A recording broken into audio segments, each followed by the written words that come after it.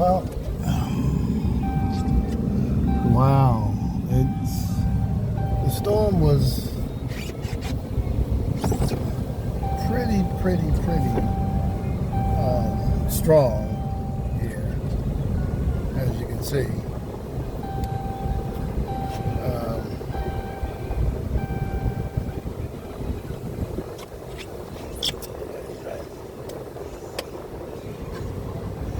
Yeah, it was pretty powerful here.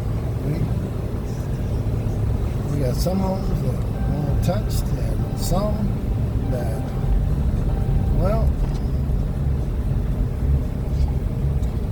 I would say that had an interesting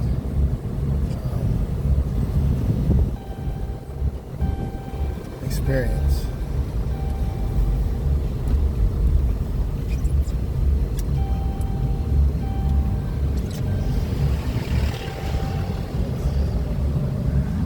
You got trucks out here everywhere.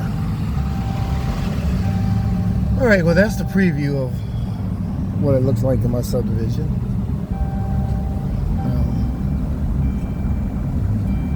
They're talking about 3 to 4 days before restoration happens. So it's going to be plenty of melted ice cream, huh?